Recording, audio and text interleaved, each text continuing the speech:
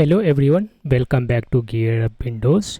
In this video, I will show you how to enable Secure DNS in Opera browser on Windows 11 or Windows 10.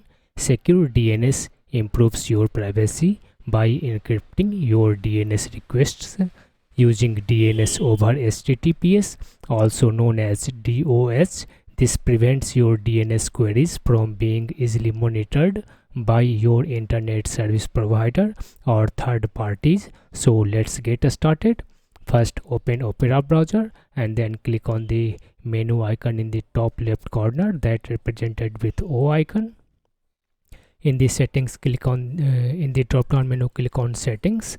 After that, scroll down and click on system in the left sidebar. On the right, you will find use DNS over HTTPS instead of the system's DNS setting.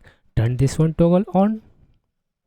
Now you can select provider such as Cloudflare, that is default selected. You can also choose between Cloudflare for families, Google DNS public, or you can also enter your custom URL by selecting this one option. That's all about this video. Bye.